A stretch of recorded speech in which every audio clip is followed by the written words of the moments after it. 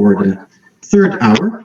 So let's have a look at what we're going to do today, what is on the agenda. So I'll start with giving you a very quick overview of what we see as important differences between qualitative and quantitative research. And then for the rest of today's lecture, we're only talking about qualitative data, qualitative methods, and qualitative research. And then we have quantitative next week, which means that pretty quickly after I'm done, Anna will take over and discuss with you case studies and interviews, very important strategies/methods in qualitative research. We will talk about how to analyze qualitative data. It's quite different from analyzing quantitative data. You've already seen a bit of it in the research project last year. And in the third hour, we will talk about quality and how to ensure quality in qualitative research and how to present your research if you do qualitative research. And we hope that today time allows me to also do what we missed out last week. There were slides about plagiarism that we would still like to discuss with you. And let's talk about that all the way at the end. So, talking about the learning goals that today's lecture is linked to. Of course, today is about identifying a suitable approach. There are many research strategies out there. You are going to do your bachelor project, and maybe your supervisor has already told you what type of research it will be. But also for the future, it's of course important to know what these different types are, and then you can make a well-informed choice of what is the most suitable approach for the type of study that you want to do. And we also talk today about how to deliver quality in each of the steps of the research cycle. We will talk about validity and reliability, and those are very, very important quality dimensions in research. So we'll talk about how to deliver quality in your own research. There's always a link between what we discuss here and what is expected of you in the bachelor project. So we are in week 3 out of the total of 6. And as we are talking about choices for strategies and methods, of course, this is very strongly linked to bachelor project assignment number 2, project design, because that's the assignment in which you're going to write up what choices you are making for the methods that you're going to use in your bachelor project. So we know that, of course, we are early on because we have this compressed course in 6 weeks in the beginning, but this whole course is designed such that it prepares you for the bachelor project assignments. Now, in your individual video, bachelor project assignment number 3, you will talk about the literature review and the project design, so it's also relevant for that assignment. And in assignment number 4, you are reporting on the total of the literature review, your research methods, and of course the results of your study. So there's also a link between today's lecture and bachelor project assignment 4. And we'll make some very specific remarks about the differences between assignment 2 and assignment 4 and what today's lecture means for those 2 assignments. That will be in the third hour of today's lecture. So this is setting the scene. This is what the fundamentals are of today's lecture in relation to the learning goals and the bachelor projects. Let's move into the content itself. I think one of you is still not muted, so please check that your audio is muted. Thank you. So let's talk a bit about the differences between qualitative and quantitative before we move into qualitative for the rest of today's lecture. Now, as you will see on the next slide, already what is on this slide, qualitative and quantitative research, we've put into quotation marks here because a lot of people talk in this kind of terminology. So they talk about qualitative research and quantitative research. But very strictly speaking, these words, qualitative and quantitative, are characteristics of the data, not of the research itself. So we will also use it in this way in this course. But if you want to be really strict and really use the terminology correctly, we should talk about qualitative data and quantitative data. And then there are different research strategies and different research methods that will use qualitative data or quantitative data, or maybe even a combination of qualitative and quantitative data. But because it has become so common to talk also about qualitative research and quantitative research, today we talk about all kinds of research strategies that work with qualitative data, and next week we talk about research strategies that work with quantitative data. But let's be a little bit more loose today in the terminology. So when people, but it's important to know that it's you can talk more correctly about use the terminology more correctly than just loosely.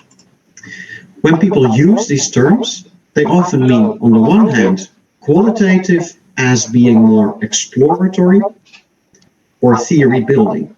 So it's very much about understanding the phenomena around us, exploring those phenomena, and also building relationships between concepts and between variables and build a theory about it. So you could say qualitative data plays a large role in the earlier stages of research, while on the quantitative side, you see more theory testing and of course also decision science type of research. Typically more in the later stages, and you cannot test a theory if it has not been built before. If we talk about qualitative research, we see strategies like case studies, which we will discuss in depth today, interviews, which we'll also discuss in depth today, but also ethnography, grounded theory. Those are approaches to research that use qualitative data. While on the other hand, it's more strategies like surveys, experiments, and modeling. Those are research approaches that use quantitative data. So while the previous row was more about research strategies, within strategies there are data collection methods. You see interviews again, and we'll touch upon that later on also. Interviews can be at both levels. They can be a strategy, so my research strategy is to do interviews, but they can also be a data collection method within a strategy. For instance, within case studies, part of your data collection might be done through interviews. So if we zoom in on data collection methods leading to qualitative data, on the left-hand side, we see interviews and observations. Qualitative data could also actually be documents, video, that's also considered qualitative data. And on the right-hand side, you see questionnaires, but also physical measurements as data collection methods leading to quantitative data. On the left-hand side, which we will talk about today, the data analysis is typically coding. So we have all this qualitative data, and we need to reduce it into something that we can work with, because words can take any kind of structure. So you need to build structure and reduce that enormous cloud of words and maybe video snippets, etc., into something more manageable. We call that coding. And on the right-hand side, it's more about statistics, econometrics as data analysis methods. On the left-hand side, exploratory and theory building will lead to conceptual models and propositions. You've been reading one of the papers already, where you very explicitly saw that Salviaridis and van der Valk, they developed propositions as the outcome of their study. And on the right-hand side, what comes out of the research is effect sizes, something quantitative, but it could also be a hypothesis test leading to the rejection of a hypothesis or not. And in decision science, it will typically lead to some kind of optimal choice or a recommendation based on our simulation and our modeling that this is what you should do as a manager. So they're quite different. And people might also say that on the left-hand side, the results are more subjective, and on the right-hand side, more objective. Now, they're, again, within quotation marks, because also on the right-hand side, it's never 100% objective. In building your research, you also make sometimes subjective choices, and then you cannot say that the outcome is 100% objective. But there is a distinction that qualitative research, typically a smaller number of observations, comes across as more subjective. On the right-hand side, typically a higher number of observations, more objective results. So let's zoom in on qualitative research, as you will see today. We already mentioned ethnography, and literally meaning describing people, from how we would go into, for instance, the Amazon region and observe how people are living there. And that is a typical ethnographic study, but you can also do it here in Rotterdam, in industry, or in a neighborhood in Rotterdam. You can go and try to become part of the neighborhood and describe how the people live there. That's an ethnographic study. Grounded theory is an approach that's very much about building theory based on what you observe. It's very emergent, very inductive, so also very strongly related to qualitative data. And case studies, you have heard of those before. Cases meaning units of analysis, like an organization that you want to describe, that you want to understand. Maybe you do multiple case studies, and then you will describe multiple instances, and you try to explain what you see and build theory. And the latter three, they are in some way special because they can be a standalone method, that your whole research is focus groups or your whole research is based on interviews, but they can also be data collection methods underneath one of the upper three. And so as an ethnographer, you can go into a neighborhood and interview people. Then interviews is a data collection method as part of an ethnographic study. If you do case studies, you might collect documents, you might do observations, but also do interviews. So they might be part of one of the upper three, or they could be a standalone research method by itself.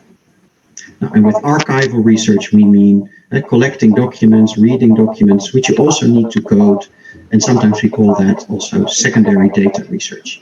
And you will learn also more about that, not necessarily only today, also next week. So in the research project, you've been looking at focus groups, you've been using focus groups, you've been doing focus groups, and analyzing the data of those focus groups. So you've already had some exposure to qualitative methods and qualitative data, and today we're going to enrich your experiences. Now, what we observe also is that in certain research areas or research fields, there are different preferences. So you might have even heard in research projects where our colleagues from RSM, but from the marketing department, they might talk about focus groups as the main approach to research, the prevalent qualitative inquiry method. But that doesn't go for us, Anna and myself. We are from supply chain management. For us, focus groups are actually very rare. So you will also see in the different tracks, the teachers come from different departments within RSM. So for each of these tracks, their typical way to do research is different. And for supply chain researchers, it's different from marketing researchers, different from human resource management researchers. So it's good to be aware of the fact that what for some people is normal and what they almost always do, for other researchers in management, it might actually be quite rare. Now, not all of these strategies are relevant for bachelor projects. We have selected case studies and interviews because we think those are the two approaches that you will see most often in bachelor projects. So we think they are the most relevant approaches to discuss with you today. So final slide for my part. It's not that always one study is one strategy. They can be combined. So you will sometimes see that different qualitative methods are combined, like for instance, interviews and collecting documents as archival research. They could be combined as part of a case study, for instance. Of course, quantitative methods can be combined. Sometimes you see a collection of quantitative data using a survey and then using that data to build a model. So that could be a combination that you see out there. And you quite often see qualitative and quantitative methods combined. So what works quite well usually is that before you do a survey or an experiment, you actually do a couple of interviews. It could be to just explore something so that you understand it before you build your questionnaire in your survey. Or it could even be a slightly bigger effort that you say, okay, I'm going to do interviews to formulate my hypotheses, and then I'm going to test them through a survey or an experiment. So you also see qualitative and quantitative methods combined in different ways. You could even start with a case study to fully understand how an organization or a warehouse operates before you start a design science project to optimize the processes in that warehouse. Now, and when we use different methods, we very often use that term mixed methods research. Journals typically love it. So if Anna and I do mixed methods research, we have better chances of having our research published in an academic journal. But it also means that you need to be an expert on different things, or build, of course, an author team with different types of expertise. So you need different types of skills. It's typically more time consuming, but it might actually lead to better results. Because if you build your survey based on a couple of good interviews, you probably have a better survey. You can have more rich findings. You can first do a survey and then enrich it with a couple of interviews, for instance. So the interpretation of the findings is much richer.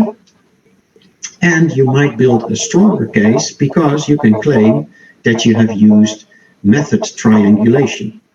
If your interviews show the same thing as your survey, the story is much more convincing that you present in your study.